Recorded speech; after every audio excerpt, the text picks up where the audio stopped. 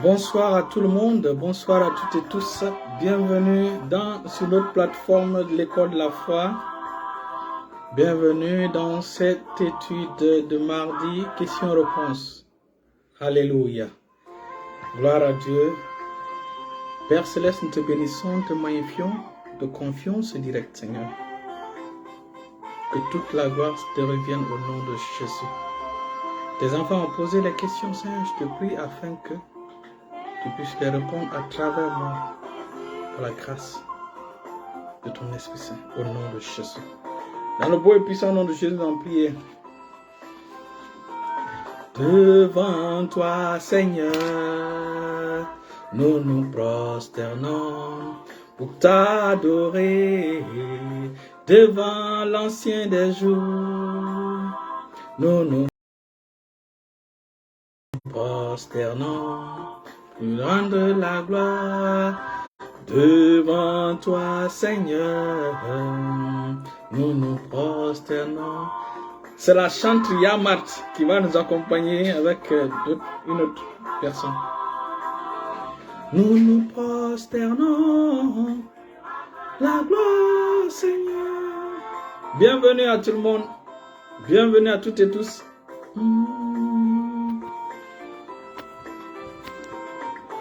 Heureux soit le monde qui reçoit Jésus-Christ. Heureux soit la terre qui reçoit Jésus-Christ. Bienvenue, bienvenue, bienvenue. Nous avons déjà des questions que nous allons répondre tout à l'heure. C'est quoi la première résurrection? C'est quoi la deuxième résurrection? Pourquoi on parle de première résurrection? Apocalypse chapitre 20, le verset 5 à 6.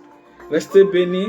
Et comme je dis, il y a un autre séminaire financier qui vient, séminaire des finances dans le royaume de Dieu qui vient le mois prochain. Nous sommes sur l'affiche. Nous allons tenir ce séminaire-là pour pouvoir apprendre aux enfants de Dieu la gestion selon Dieu. La gestion dans le royaume de Dieu, la gestion selon les perspectives de Dieu. La gestion selon les perspectives de Dieu. Et le jeudi, nous allons revenir pour l'étude B par rapport au système judiciaire de Dieu. Il y a combien de cours dans le royaume des cieux? Il y a combien de cours? Il y a combien de lieux de justice? Il y a combien de... Bon, nous allons voir ces choses. Mais nous savons une chose. Bienvenue ma fille, Perle Ben, Gladys. Nous avons déjà vu qu'il y a la cour de justice de Dieu. Là, si Satan apporte ton accusation là-bas, ce n'est pas la prière qui règle là-bas. À ce niveau, ce sont les arguments. Ce sont les arguments. Donc, mais ça c'était l'étude passée. Ceux qui n'ont pas suivi cette étude, ils peuvent aller voir le jeudi et le samedi, l'étude de jeudi et de samedi. Ou encore, ils peuvent aller sur mon compte YouTube, Elie Sagno, ils verront les études. Bienvenue, homme de Dieu. Bienvenue, commando de l'Éternel. Que le Seigneur vous bénisse vraiment, que le Seigneur vous bénisse et vous soutienne puissamment au nom de Jésus. Et comme les questions sont déjà là, je voulais d'abord premièrement donner des conseils à mes frères et sœurs en Christ. Ceux qui ont honoré Dieu par leur vie dans l'Ancien Testament et dans le Nouveau Testament, Dieu les a honorés. Je vous donne un exemple, l'exemple d'Abraham. Dieu lui a dit de quitter sa patrie, d'aller dans un autre lieu qu'il va lui donner. Mais en réalité, Abraham ne cherchait pas une terre promise. Abraham recherchait une terre qui n'était pas faite de main d'homme. Et finalement, Abraham, c'est pourquoi il ne construisait pas, il mettait seulement les tentes et il faisait les autels. Les tentes et les autels. Il n'a pas construit une demeure où il pouvait habiter, où il pouvait s'installer.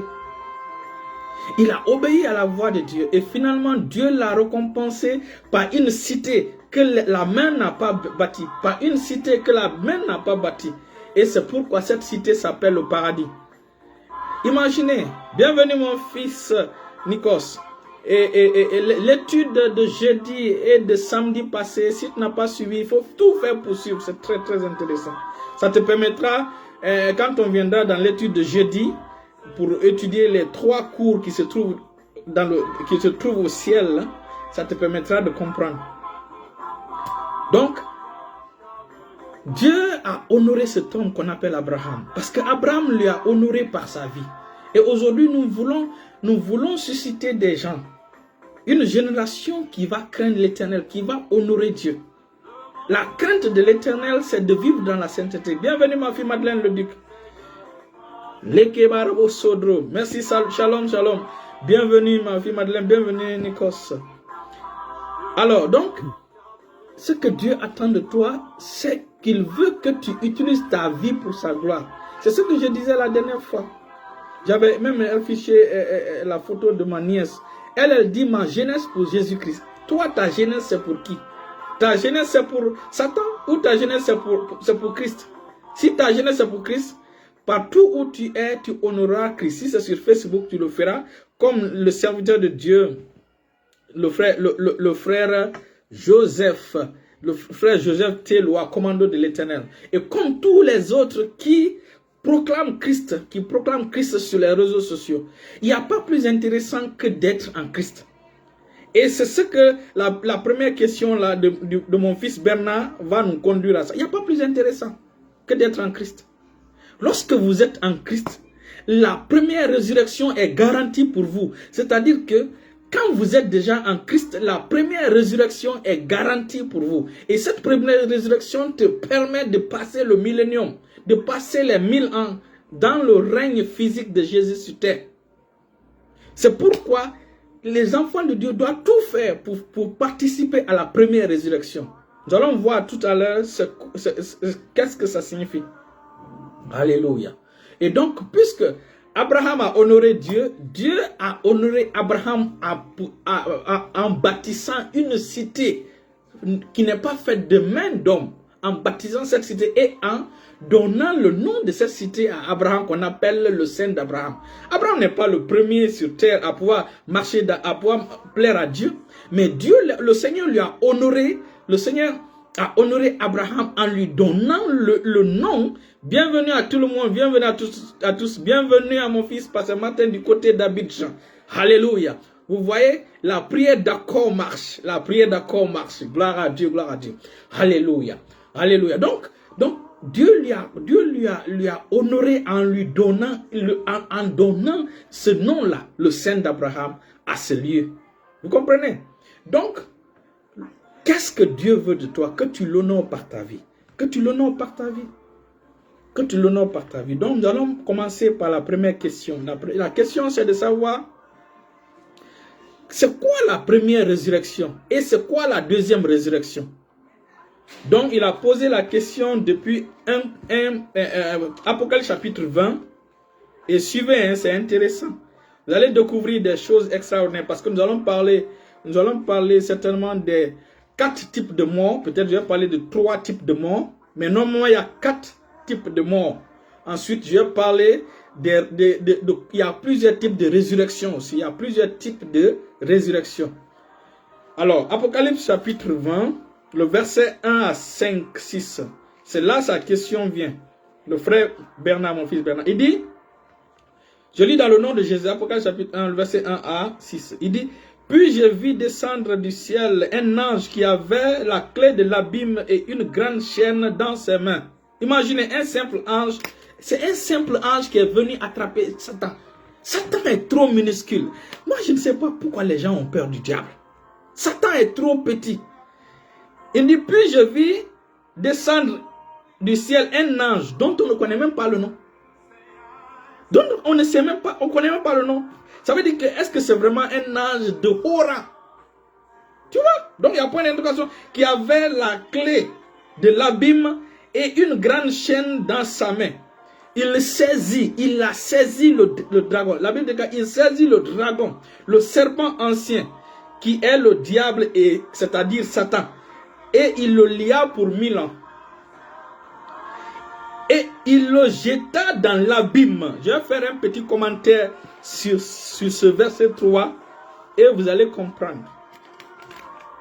L'ange là le jeta dans l'abîme, ferma et scella l'entrée au-dessus de lui, afin qu'il ne séduise plus les nations jusqu'à ce que les 1000 ans fussent accomplis. Après cela, il faut qu'il soit délié pour un petit temps. Donc, Il y a ce mystère-là que le Seigneur va nous permettre de dévoiler aujourd'hui. Les 1000 ans, la Bible déclare que Satan sera attrapé, lié, mis, on va le mettre dans l'abîme et on va fermer. On va le mettre dans un trou, on va le mettre dans un puits et on va fermer là-bas. Et quand on va fermer, le mot fermer là ne signifie pas seulement fermer la prison sur lui. On va aussi fermer sa bouche. On va fermer sa bouche. Pendant les 1000 ans, Satan ne va jamais parler dans l'oreille de quelqu'un. C'est le mystère qui est là. Satan ne va pas. La manière dont Satan parle dans l'oreille des gens, Satan tente les gens. Pendant les 1000 ans, ce ne serait pas le cas. Satan ne pourra pas avoir l'occasion même de t'envoyer des mauvais rêves. D'envoyer les mauvais rêves ou de parler dans l'oreille. C'est ce que le verset 3 est en train de dire. Il dit, il le jeta dans l'abîme, ferma et cela l'entrée au-dessus de lui, afin qu'il ne séduise plus les nations. Donc cette force de séduction lui a été retirée. Satan n'a pas d'armes, Satan n'a aucune arme. Satan a été dépouillé de toutes ses armes. La seule arme qu'il a, c'est pour séduire les gens. Maintenant, pendant les 1000 ans, même ça lui sera retiré. C'est-à-dire qu'il sera désactivé. Satan ne pourra plus parler à qui que ce soit. Pendant les 1000 ans. Alléluia. Après cela, il faut qu'il soit délié. Après les 1000 ans, on le déliera pour un petit temps. C'est pendant ce temps maintenant qu'il va parler dans l'oreille des gens pour révolter les gens contre Dieu. Vous comprenez? Maintenant, le verset 4, c'est là vient la question du frère Bernard. Question 4. Il dit, et je vis des trônes, et à ceux qui s'y assirent fut donné le pouvoir de juger. Et je vis les âmes de ceux qui avaient été décapités à cause de la parole de Dieu. Et de ceux qui n'avaient pas adoré la bête, ni son image, et qui n'avaient pas reçu la marque sur leur front et sur leurs mains. Ils revinrent à la vie et ils régnèrent avec Christ pendant 1000 ans. Vous comprenez maintenant, il dit, les autres morts ne reviennent point à la vie jusqu'à ce que les 1000 ans fussent accomplis. C'est la première résurrection. Maintenant, il me demande, c'est quoi la première résurrection? C'est quoi la première résurrection? Il dit, la Bible, verset 6, il dit, heureux et saints ceux qui ont pas à la première résurrection, la seconde mort n'a point de pouvoir sur eux, mais ils seront sacrificateurs de Dieu et de Christ, et ils régneront avec lui pendant 1000 ans. Vous voyez? Maintenant, la question est de savoir, c'est quoi la première résurrection? C'est quoi la première résurrection? Il faut comprendre ceci. Cette question-là, depuis 2007, c'était l'objet de recherche pour moi. C'était un objet de recherche pour moi. Ce que je pensais en 2007, 2008, jusqu'en 2013, je croyais que la première résurrection était la nouvelle naissance. Vous comprenez? Était la nouvelle naissance. Parce que ceux qui sont nés de nouveau sont déjà sauvés. Et lorsque Jésus viendra, ils ressusciteront et ils iront avec lui au ciel. Quand les 7 ans vont finir, ils vont revenir avec Jésus pour régner sur terre pendant 1000 ans. Pour moi, la première résurrection, c'était la résurrection spirituelle. Parce que comme je vous dis, il y a plusieurs types de résurrection. Il y a ce qu'on appelle la résurrection spirituelle. Bon, pour pouvoir parler de résurrection, il faut d'abord parler des différents types de morts. Il y a plusieurs types de morts. Notez, hein, il y a plusieurs types de morts. La mère de toutes les morts est appelée la mort spirituelle. La mort spirituelle. Alors, la mort spirituelle, c'est lorsque l'Esprit de Dieu quitte quelqu'un qu'on appelle mort spirituelle. C'est ce qui est arrivé à Adam et Ève lorsqu'ils ont mangé le fruit qui était interdit. Le fruit de l'arbre qui était interdit. Et Dieu leur a dit, le jour où tu mangeras, tu mourras. Voilà, je vais vous dévoiler une cour de justice au ciel. Dans le ciel, il y a 3 types de cours. Il y a 3 types de cours. D'abord, nous avons vu la cour de justice. Nous avons vu la cour de justice. Maintenant, Dans la cour de justice, ça c'est un autre cour. Maintenant, après la cour de justice, il y a ce qu'on appelle la cour législative. Il y a ce qu'on appelle la cour législative ou l'assemblée législative au ciel. À cet endroit, il y a 4 personnes. Il y a 4 personnes ou 4 bon, je vais dire il y a 4 voix. Dans la cour législative, c'est-à-dire dans l'assemblée législative au ciel, il y a 4 voix. Il y a la voix de l'amour de Dieu. Il y a la voix de la justice de Dieu. Il y a la voix de la grâce de Dieu. Et il y a la voix de la miséricorde de Dieu. Voici les 4 qui siègent. Les 4 voix dans la cour législative au ciel. Donc, lorsque Adam a péché, la voix de la justice de Dieu a dit quoi? Il dit que le salaire du péché, c'est la mort. Le salaire du péché, c'est la mort. Et donc, par conséquent, Dieu pouvait donc tuer Adam. Mais Dieu ne voulait pas tuer Adam parce qu'il avait un projet d'éternité avec Adam. Et donc, Dieu a dit comment, c'est là maintenant. La voix de la miséricorde s'est levée. La voix de la miséricorde a été activée. C'est pourquoi vous allez lire dans le psaume que la miséricorde est plus élevée que la justice. La miséricorde est plus élevée que la justice. Donc, quand la miséricorde a pas, parce que Dieu ne voulait pas que le cas de l'homme soit comme Satan. Satan, lui, déjà, son cas est réglé. Il est réglé, c'est réglé. Mort éternelle pour lui. Mais l'homme ne devait pas mourir éternellement. C'est ce qu'on appelle la seconde mort.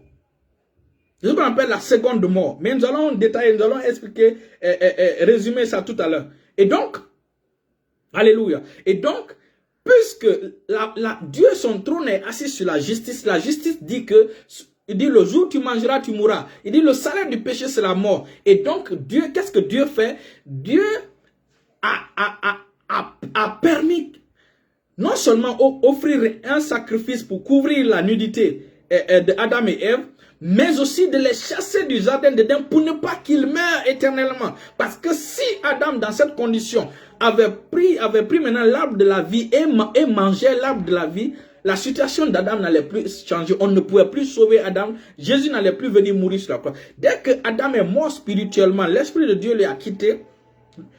Donc il a subi la mort spirituelle. Immédiatement, ça c'est la sentence de la justice de Dieu. Il a subi la voix de la justice de Dieu devant le trône législatif de Dieu. Donc la justice a dit que le salaire du péché c'est la mort. La miséricorde s'est activée. Il dit non, qu'est-ce qu'il faut pas quand même l'homme soit condamné éternellement. Qu'est-ce qu'il faut faire? Donc Dieu, la miséricorde a essayé a été activée. Finalement, la grâce aussi a été activée.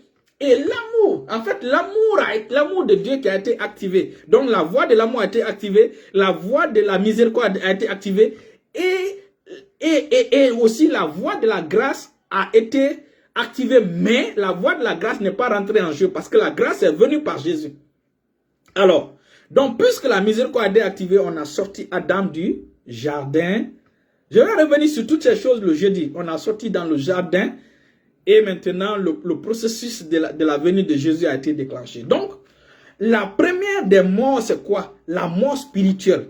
Ça, la mort spirituelle, ça s'appelle la séparation de l'esprit de l'homme avec l'homme. De l'esprit de Dieu avec l'homme. Donc, lorsque l'esprit de Dieu se sépare de l'homme, ça s'appelle la mort spirituelle. Et c'est ce qui a frappé l'humanité tout entière. Parce que Adam et Ève sont morts spirituellement et ils ont commencé à faire des enfants. Ils n'ont pas fait des enfants pendant que ils n'avaient pas encore péché. C'est après leur péché qu'ils ont commencé à faire des enfants. Donc, ils ont mis au monde en réalité des enfants qu'on appelle des morts spirituels. C'est pourquoi Éphésiens chapitre 2 nous explique, il dit autrefois vous étiez morts. Et Jésus a dit, laissez les morts enterrer leurs morts. Là, il y a 2 types de morts. Les morts enterrer leurs morts. Les morts, c'est ceux qui n'ont pas encore Christ en eux, qu'on appelle les morts spirituels. Parce que Christ est la vie. Donc, quand tu reçois la vie de Christ, ça s'appelle la résurrection spirituelle. Mais tant que quelqu'un n'a pas la vie, il n'est pas ressuscité spirituellement. Pourquoi la résurrection spirituelle? Parce que l'homme a été frappé de la mort spirituelle depuis le jardin d'Éden. Et la réponse à la mort, c'est la résurrection. Donc Adam, on sait que Adam est esprit. Écrivez, Adam est esprit, Adam est âme, Adam est corps. Donc, lorsque le péché a touché Adam, c'est la dimension esprit qui est décédée. C'est l'esprit d'Adam qui est décédé. Vous comprenez? Et donc, quand l'esprit d'Adam est décédé, Adam a commencé à mettre au monde des enfants. Ces enfants, donc, il les a transmis la vie naturelle. La vie naturelle n'est pas solide. Donc, leur âme a commencé aussi à se dégénérer parce qu'ils ont commencé à avoir des pensées qui n'étaient pas la volonté de Dieu. Et leur corps a souffert. C'est pourquoi leur corps a été frappé de la mort qu'on appelle la mort physique. Donc, il y a la mort spirituelle, il y a la mort physique et il y a la seconde mort. La quatrième mort, je laisse ça. Donc, la mort spirituelle, c'est lorsque l'esprit de Dieu quitte quelqu'un. Et la race humaine est une race morte. La mort physique, c'est lorsque l'âme et l'esprit quittent la personne. Quand quelqu'un perd son âme, on dit, ah, il est décédé. Ça, c'est la mort physique. C'est pourquoi Jésus a dit, laissez les morts spirituels enterrer leur mort physique. Maintenant, la seconde mort, ça, c'est la condamnation éternelle, là où, dans le lac de feu. Ce n'est pas un enfer. Hein. L'enfer est petit. L'enfer sera jeté dans l'abîme.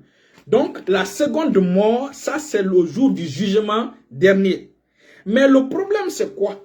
Le problème c'est quoi? Le problème c'est que si quelqu'un est mort spirituellement, on l'annonce l'évangile qui est la vie. On l'annonce Christ qui est la vie. S'il refuse Christ, il refuse la vie, son esprit est mort. Maintenant, si son esprit est mort et que la mort physique l'attrape, sa condition est déjà scellée. C'est le verdict de la mort, seconde mort qui va le frapper. À son âme à quelqu'un. Comment la personne va avoir paix à son âme qui n'a pas reçu Christ? Son âme est dans le tourment en enfer. Mais ceux qui reçoivent Christ, leur âme se trouve dans le sein d'Abraham, le paradis. Là-bas, ce n'est pas un lieu de tourment. Quelqu'un qui a refusé Christ, il meurt, vous lui dites paix à son âme. Un enfant de Dieu ne doit pas dire ça. Celui qui est en Christ, celui qui est mort spirituel, on lui prêche Christ qui est la vie, il reçoit Christ, on appelle ça la nouvelle naissance. C'est pourquoi on dit nouvelle naissance. C'est-à-dire la naissance maintenant de son esprit. C'est-à-dire que la vie vient siéger dans l'esprit de la personne. C'est pourquoi on dit celui qui est en Christ, c'est une nouvelle création. Donc la personne reçoit un esprit nouveau, un cœur nouveau et un esprit nouveau. Après maintenant, Dieu met son esprit en lui. C'est ça la résurrection spirituelle. C'est ça ce qu'on appelle la nouvelle naissance. Donc quand quelqu'un a reçu Christ, il est appelé ressuscité spirituellement. Donc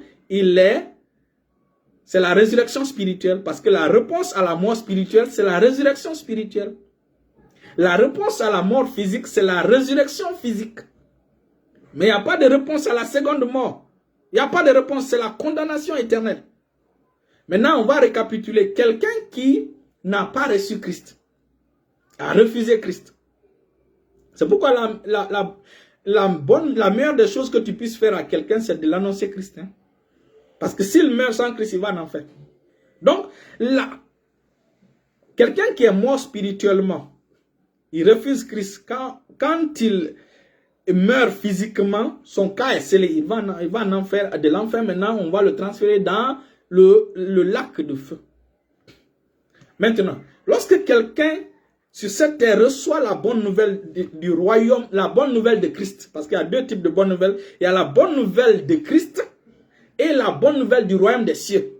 La bonne nouvelle de Christ, c'est ce que Christ a fait sur la croix pour nous. La bonne nouvelle du royaume des cieux, c'est ce que toi tu fais. Ce sont les critères, les conditions pour vivre pour le royaume de Dieu. Les conditions pour vivre pour le royaume de Dieu, pour se sacrifier pour le royaume de Dieu. Là, c'est toi qui travailles pour le royaume de Dieu. Alors, le royaume des cieux, de moins. Donc, quelqu'un qui reçoit maintenant, qui est mort spirituellement, reçoit Christ, là, il vient à la vie. Il est venu à la vie. Et donc, s'il meurt physiquement, il va au paradis. C'est-à-dire, son esprit va dans le 3e ciel, son âme va dans le sein d'Abraham.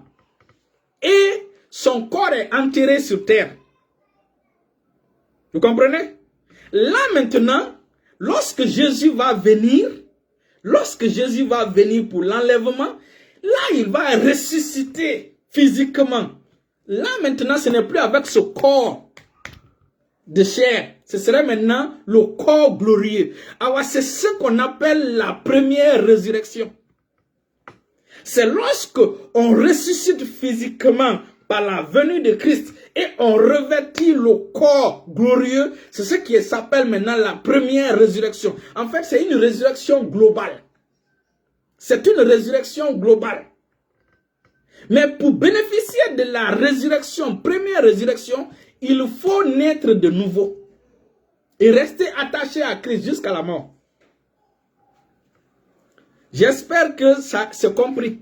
Donc, si tu es né de nouveau et tu restes fidèle à Jésus jusqu'à ce que avant l'enlèvement, jusqu'à ce que tu meurs physiquement, là, tu vas participer à la première résurrection quand la voix de Jésus va s'entendre. Alléluia. Je ne savais pas aussi que mon pasteur chante comme ça. Merci, alléluia. Alléluia. Et donc, il est important et précieux de comprendre ces choses. Un enfant de Dieu ne doit pas dire paix à son âme à quelqu'un qui est décédé. Tu peux dire toutes mes sincères condoléances. On ne prie pas pour un mort. On ne souhaite pas de bonnes choses pour un mort. Ce qu'on peut dire, que Dieu console la famille et que Dieu console la famille et toutes mes sincères condoléances, du courage. C'est ce qu'on peut dire. Le Seigneur m'a même montré des choses là en vision. Le Seigneur m'a montré ces choses en vision, en détail. Et pendant ces visions-là, j'ai ressuscité. Le Seigneur m'a permis de ressusciter 3 personnes en rêve. Et ce n'est pas la seule fois que j'ai ressuscité les gens en rêve. À plusieurs occasions, j'ai ressuscité les gens en rêve. C'est cette nuit-là, j'ai fait 3 résurrections. 3 et le chiffre 3 est capital. J'ai expliqué à mon frère spirituel. C'est pourquoi le Seigneur m'a donné cette grâce. Sincèrement, c'est avec humilité je parle. Le Seigneur m'a donné cette grâce que la mort prématurée soit désactivée autour de moi. Que les gens autour de moi ne meurent pas jeunes. Oui, oui. C'est cette grâce que le Seigneur m'a accordée. Dans les visions, je ressuscite les gens. Je n'ai jamais ressuscité un vieillard dans une vision. Et c'est la raison pour laquelle je suis farouchement opposé à la mort des jeunes. À la mort des jeunes, des enfants. Je suis opposé. Voilà pourquoi nous prêchons la vie pour que les gens vivent longtemps. Jésus est la vie. Quand tu as Jésus, sauf si tu veux aller vite. Hein. Mais quand tu as Jésus, la mort prématurée n'est pas ta portion. Il dit, je les ferai accomplir le nombre de leurs jours. J'accomplirai le nombre de tes jours. Il dit, je te ferai parvenir à un âge avancé. Il dit, aucun malheur ne t'arrivera. Il dit, je sais quel projet j'ai pour vous, des projets de paix et de bonheur et non de malheur. C'est pour vous donner un avenir. Voilà le message. Alléluia. Donc, on va récapituler. Dans le cadre des morts spirituelles, nous avons cité 3 types de morts spirituelles. La première des morts, c'est la mort spirituelle. Nous avons cité 3 types de morts. La première des choses, c'est la mort spirituelle. La deuxième des choses, c'est la mort physique. La troisième maintenant, c'est la seconde mort qui est la condamnation éternelle. C'est pourquoi la mort physique n'est pas considérée comme la mort dans certaines occasions. Jésus dit que la personne dort. Pour nous, les enfants de Dieu, lorsque quelqu'un quitte la terre, il meurt physiquement, on n'appelle pas ça la mort. On dit qu'il dort. On dit qu'il dort. Pourquoi? Parce que lorsque Jésus, par la voix d'un archange, quand cette voix va résonner, la tombe va relâcher les enfants de Dieu. Parce que c'est cette voix-là qui va secouer la terre selon ses fondements. Et en fait, c'est cette voix-là qui va ressusciter les gens. C'est la voix-là qui va ressusciter les gens. Pourquoi on dit à la voix d'un archange? Les archanges, leur voix voix, le volume de leur voix est activé sur comment on appelle ça? Haut volume. Le haut volume. C'est-à-dire que les archanges, quand les archanges parlent, il n'y a pas de volume baissé, non. Le son de leur voix est activé sur high level. Sur la haute, il n'y a pas de basse. Donc c'est pourquoi on dit à la voix d'un archange, la trompette, vous comprenez? On va voir ces choses tout à l'heure. Donc, c'est cette voix-là qui va permettre à ton corps de revêtir l'incorruptibilité. Donc, c'est ça la première résurrection. Maintenant, comme on a dit, à la mort spirituelle et à la mort physique, la seconde mort. On a compris ça. Maintenant, il y a la résurrection fondamentale. La résurrection fondamentale, c'est d'accepter Christ dans sa vie comme son Seigneur et son Sauveur personnel. Parce que dans Éphésiens chapitre 2, l'apôtre Paul dit que vous étiez morts. Éphésiens chapitre 2, surtout quand vous lisez dans la Bible en français courant. Éphésiens chapitre 2. Je lis dans le nom de Jésus. Éphésiens chapitre 2, le verset 1 à 2. Il dit, vous étiez morts par vos offenses et par vos péchés. Donc, quand tu lis dans la version, en français courant, on dit, autrefois, vous étiez spirituellement morts à cause de vos péchés, de vos offenses. Il dit, dans lesquels vous marchiez autrefois selon le train de ce monde, selon le prince de la puissance de l'air, de l'esprit qui agit maintenant dans les fils de la rébellion. Il dit, nous tous aussi, même l'apôtre Paul, tout le monde était mort spirituel. C'est pourquoi la Bible dit que tous sont morts et sont privés de la gloire de Dieu. Mais ils sont, attends, Romains chapitre 6. Oh, Romains chapitre 6. Le verset 23, il dit, Romains chapitre 6, le verset, Romains chapitre 6, le verset 23. Car le salaire du péché, c'est la mort, mais le don gratuit de Dieu, c'est la vie éternelle en Jésus-Christ. Donc, puisque nous étions morts et privés de la gloire de Dieu, maintenant, dans Romains chapitre 6, la Bible déclare que la réponse à cette mort, c'est la vie éternelle. Donc, quand tu reçois la vie éternelle, quand tu reçois Jésus, tu reviens à la vie. Alléluia. Alléluia. Donc, alléluia. Gloire à Dieu, gloire à Dieu. Donc, Romains chapitre. Car le salaire du péché, c'est la mort, mais le don gratuit de Dieu, c'est la vie éternelle en Jésus-Christ, notre Sauveur. Ça, c'est ce qui est la réponse à la mort spirituelle, la vie éternelle. Alléluia. Alléluia. Maintenant, dans Romains chapitre 3, le verset 23, il dit, car tous ont péché et sont privés de la gloire de Dieu. Le verset 24, il dit, et ils sont gratuitement rendus justes par sa grâce et par le moyen de la rédemption qui est en Jésus-Christ. Vous voyez? Donc, la première résurrection, la résurrection fondamentale, c'est la nouvelle naissance.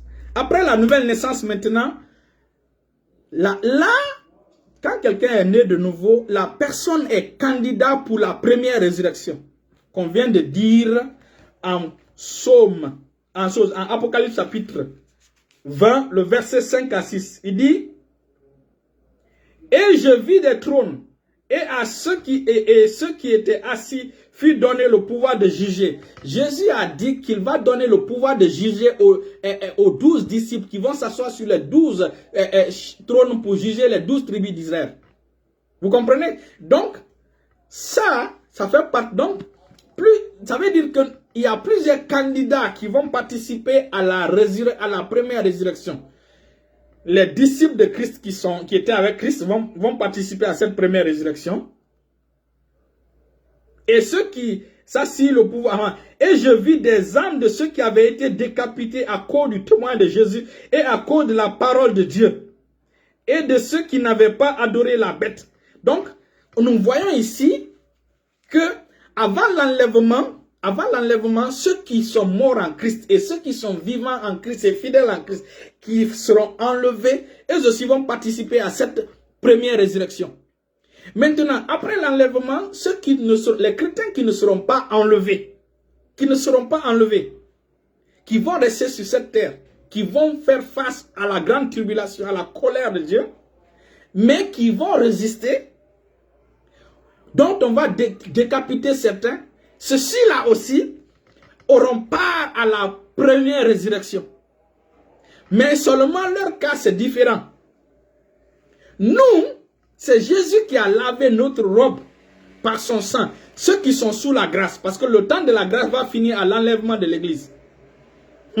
C'est pourquoi, si tu es en Christ, reste fidèle à Jésus. Donc, l'enlèvement des chrétiens, l'enlèvement de l'église mettra fin à la période de la grâce. Ok. Donc, les chrétiens qui ont vécu dans la sainteté, qui ont vécu dans la crainte de l'Éternel, les nés de nouveau qui ont servi le Seigneur, ceux qui sont morts, ceux qui sont vivants, et c'est ce qu'on va lire tout à l'heure. Lisons 1 Thessaloniciens chapitre 4. Allons-y lire 1 Thessaloniciens chapitre 4. Ma fille, il faut publier ça pour nous. 1 Thessaloniciens chapitre 4. 1 Thessaloniciens chapitre 4. À partir du verset 16. Je lis dans le nom de Jésus. Il dit, et que la paix de Christ à laquelle vous avez... Non, ça c'est chapitre. 1 Thessaloniciens chapitre 4, ok. Il dit, car le Seigneur lui-même a un signal donné à la voix d'un archange et au son de la trompette de Dieu descendra du ciel. Donc ça veut dire qu'il y a la trompette de Dieu. Il y a des trompettes, mais il y a la trompette de Dieu. Au son de la trompette de Dieu descendra du ciel et les morts en Christ ressusciteront premièrement. Ça veut dire que ceux qui sont morts en Christ, qui sont restés fidèles, qui sont morts, ceux-ci-là seront enlevés, ils seront ressuscités physiquement. Ils vont revêtir le corps glorieux. Vous comprenez maintenant? Ce n'est pas ce corps-là qu'ils vont ressusciter avec. Ils vont ressusciter avec un corps glorieux. Maintenant, ensuite, nous les vivants, ceux qui seront vivants pendant la venue du Seigneur, quand le Seigneur viendra, les nations ne le verront pas. Ensuite, nous les vivants qui seront restés, nous serons tous enlevés avec eux. Donc, les vivants, leur corps va changer simplement. Sur les nuées à la rencontre du Seigneur dans les airs, et ainsi nous serons toujours avec le Seigneur. Donc, vous voyez, ça s'appelle la première résurrection. Et cette première résurrection, en réalité, c'est pour les premiers-nés. C'est pour les premiers-nés. Ce n'est pas pour ne rien. Dieu a parlé de la bénédiction d'Abraham, de la bénédiction d'Adam, de la bénédiction d'Abraham qui devait se transmettre à l'aîné, ou au premier-né, ou au choisi. Ça peut être le second fils qui bénéficiait de cette bénédiction-là. Donc, Dieu veut tout simplement, Dieu veut l'assemblée des premiers. Ça a été dans l'Ancien Testament comme ça. C'est par cette lignée des premiers Jésus est venu. Donc, nous, enfants de Dieu, nous appartenons à l'assemblée des premiers-nés. Donc, ce sont les premiers-nés là qui seront participants de la première résurrection. Et tous ceux qui sont participants de la première résurrection, la seconde mort n'est pas pour eux. La condamnation dans le lac de feu n'est pas pour eux. Cela signifie quoi? Que même après l'enlèvement de l'église, il y aura d'autres enlèvements. Il y aura d'autres enlèvements. Vous allez voir les preuves tout à l'heure. Donc, la première résurrection, c'est pour ceux de l'Ancien Testament jusqu'à aujourd'hui.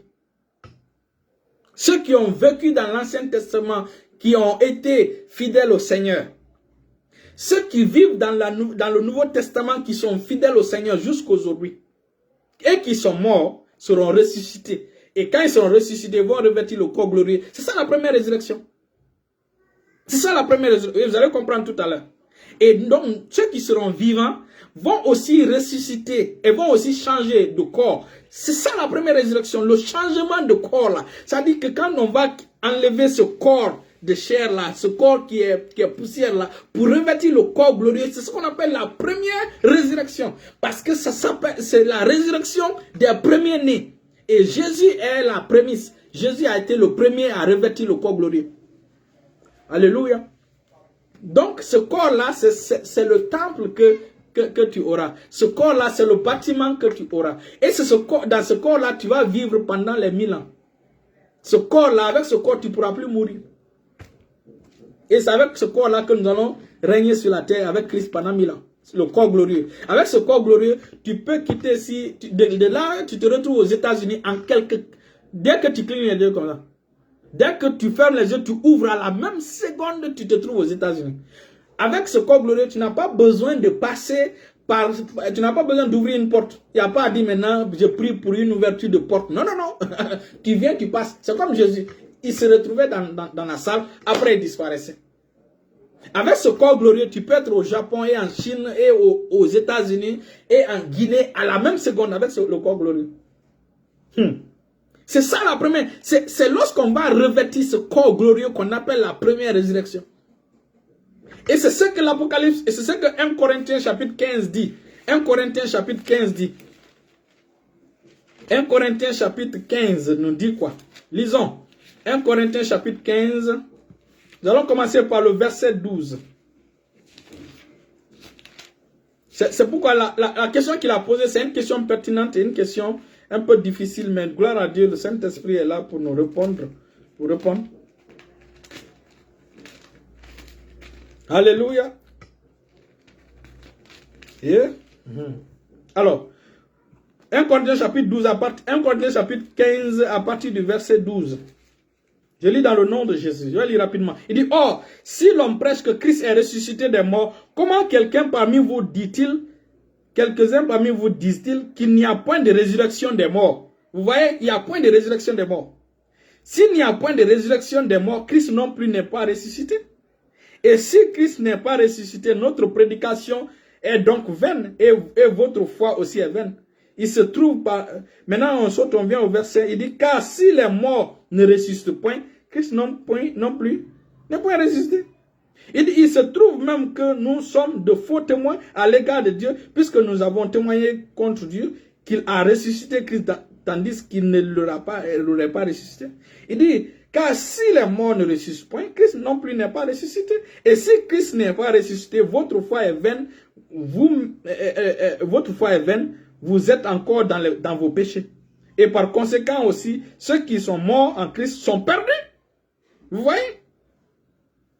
Donc il y avait cette question de ceux qui sont morts en Christ. Ceux qui sont morts en Christ, leur espoir c'est l'enlèvement. Là ils vont ressusciter physiquement, ils vont revêtir le corps glorieux. C'est ça la première résurrection.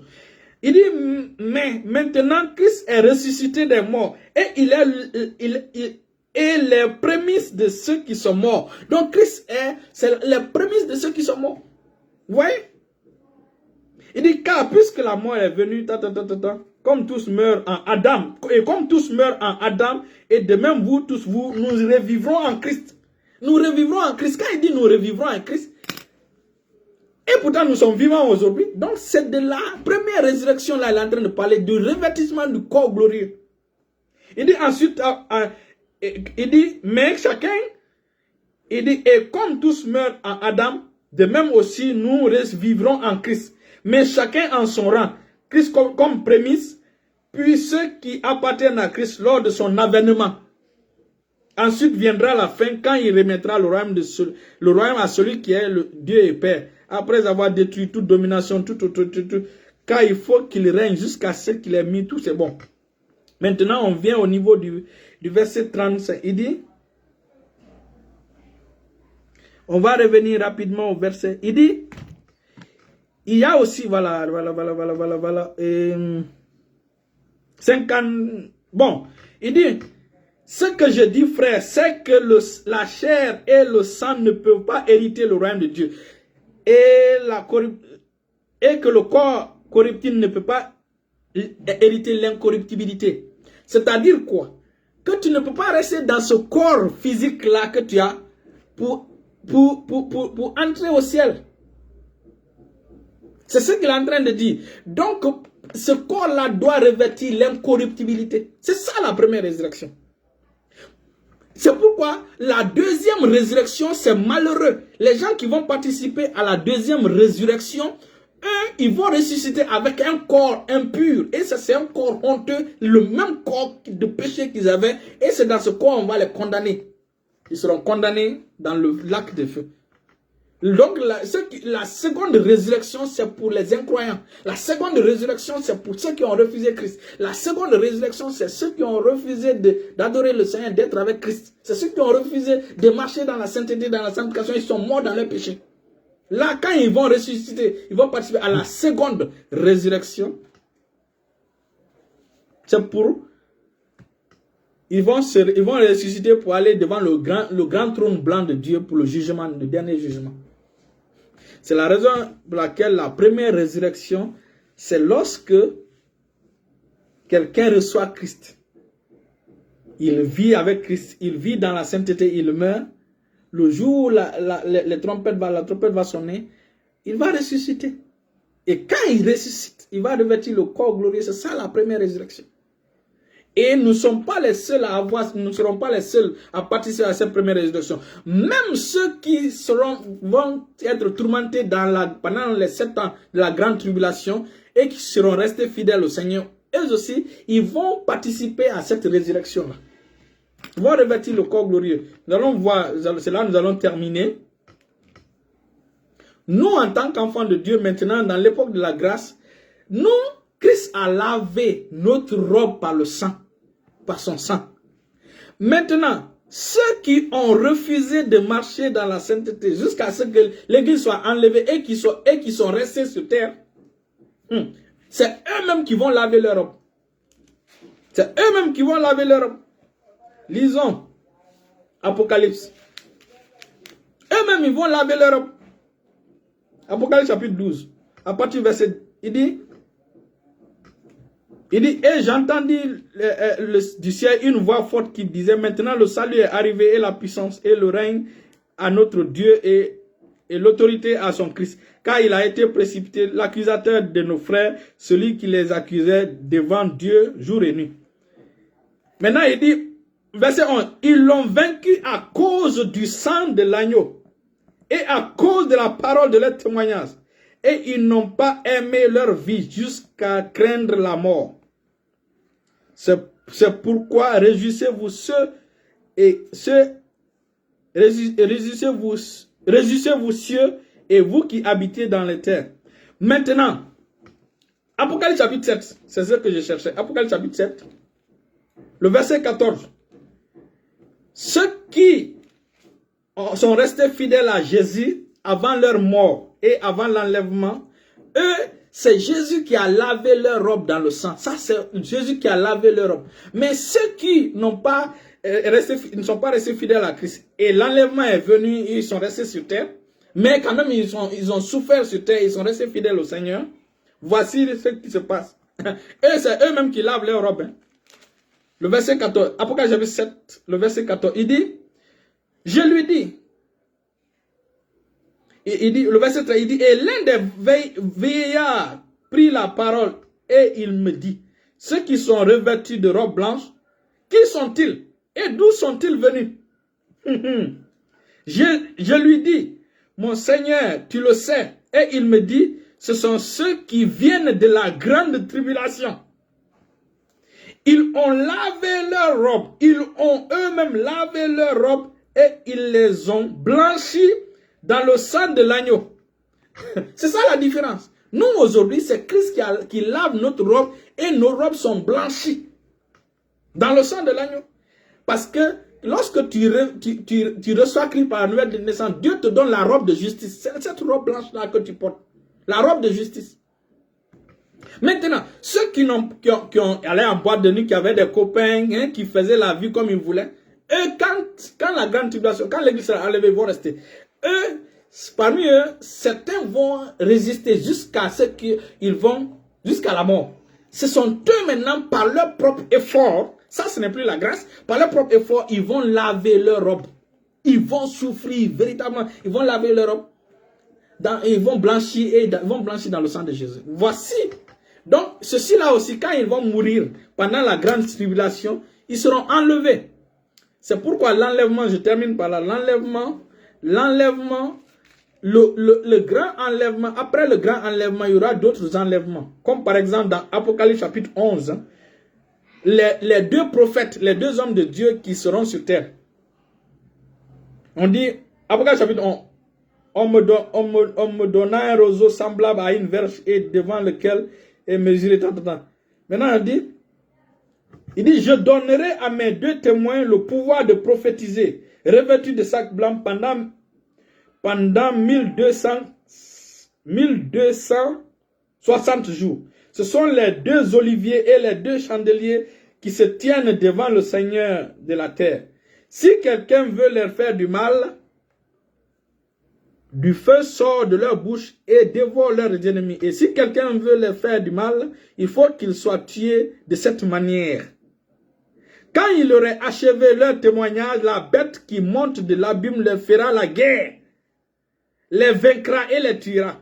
Et leurs cadavres seront sur la place, les deux prophètes, leurs cadavres seront sur la place de la ville qui est appelée dans un sens spirituel, Sodome et Égypte. Là même, là où leur Seigneur a été crucifié. Il dit, des hommes d'entre les peuples, les tribus, les langues et les nations verront leurs cadavres pendant 3 jours et demi. Et ils ne permettront pas que leurs cadavres soient mis dans un sépulcre. Et à cause d'eux, les habitants de la terre se réjouiront et seront dans l'allégresse. Et ils s'enverront des présents les uns aux autres. Parce que les 2 prophètes ont tourmenté les habitants de la terre. Après les 3 jours et demi, un esprit de vie venant de Dieu entra en eux et ils se tinrent sur leurs pieds. Et une grande crainte s'empara de ceux qui les voyaient. Et ils entendirent du ciel une voix qui leur disait, montez ici. Et ils montèrent au ciel dans la nuée et leurs ennemis les virent. Vous voyez? Donc eux aussi, ils vont bénéficier de l'enlèvement. Donc, il y a l'enlèvement général, le grand enlèvement de l'église, qu'il ne faut pas rater. On appelle ça le premier vol. Maintenant, après, il y aura certains vols. Comme par exemple, les 2 là quand ils vont faire leur mission, on va les tuer. Le 3e jour, le 3e jour et demi, ils seront ressuscités. Ils vont être enlevés.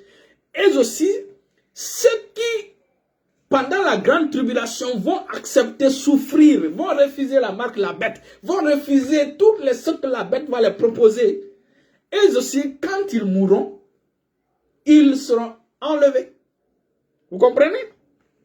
Voilà. C'est pourquoi, quand Jésus viendra, c'est ce qu'on appelle maintenant la 3e venue de Jésus. En réalité, la seconde venue de Jésus dont on parle là, le monde ne va pas voir Jésus. Jésus va rester dans les airs. Ceux qui sont fidèles à lui seront enlevés. Maintenant, la véritable seconde venue, c'est quand il va venir pour régner pendant les 1000 ans. Voilà. Donc, j'espère que vous avez compris. Ceux qui n'ont pas compris, ceux qui nous ont pris en marche, reprenez dès le début, vous allez comprendre tout le reste. Donc, on résume par ceci. Avant de parler de résurrection, il y a d'abord la mort qui a frappé Adam. On appelle ça la mort spirituelle. Adam, le jour où tu mangeras, tu mourras. Adam n'est pas mort physiquement. Adam est mort 930 ans après.